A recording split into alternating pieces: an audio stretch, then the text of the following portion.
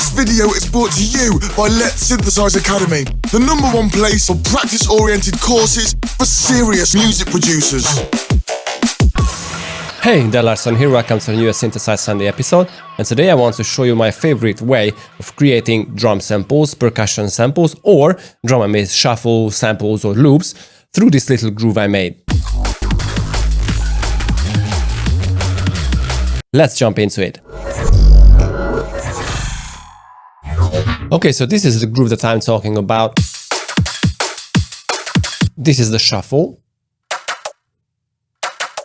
Now, this is a very nice thing to have. And you may ask, why do I need to synthesize my own drums and my own shuffle, basically? So you don't need to, but this is the way I like to do because it is so custom, it is so unique, and there are hundreds of ways and there are hundreds of possibilities to create new samples out of this. So I prefer using Operator for creating drum samples for two reasons. The FM possibilities are very nice in that, and the second one is the pitch envelope. It can create very nice transients that basically, for example, Serum just can't provide. So let's jump into this thing. It has two layers, a percussion and the clap layer. So basically the method is the following: you create an FM patch, mainly a short percussion sounding thing that you filter. Now, when you filter, you subtract or kill frequencies that you need to replace with other stuff, for example, distortion or noise, or layer it out with another sample.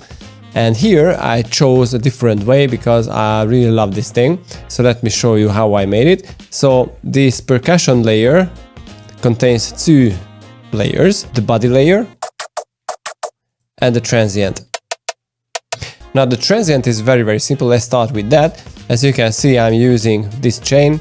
I'm using a sine is modulated by another sine and a noise. Now I'm using a pitch envelope that is in this case very important because this is what creates that very nice transient. And the only thing I put after this preset is an auto filter to chop off the very lows. It's not very important. Okay, so the body layer is a little different because this way I use a little more complex preset, but it's not complex at all. And I use a distortion and erosion to replace those frequencies that I filtered with the Bandpass Filter. So again, the preset is very simple. I'm using this FM chain.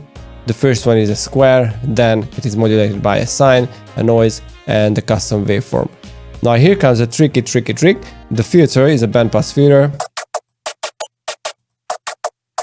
And as you can see, I'm moving this filter knob to create some variations in the sound. Now here the pitch envelope is not that important, but which is a lot more important is the distortion and the erosion. So as you can see, here they are, and if I kill them, it is very damp. So basically this is the body layer and an EQ after this whole thing with a saturator to basically just shape it to its final form.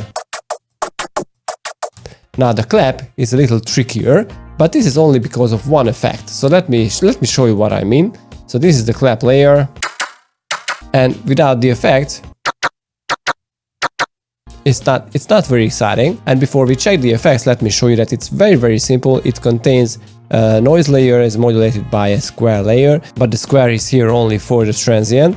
And as you can see, I applied this shape to create a, well, not very clappy kind of sound or a shape, but more like just, play well with the percussion, the previous thing that we just explored, and a Bandpass Filter.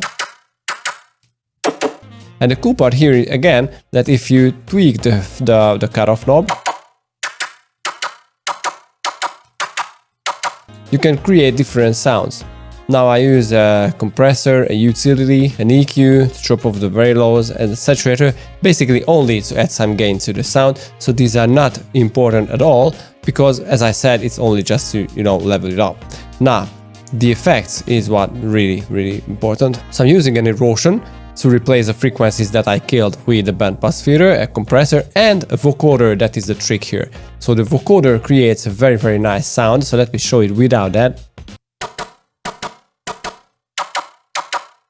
So basically I'm using a modulator, which means that I'm modulating the sound with itself. It can create very nice textures, and if you tweak the formant knob,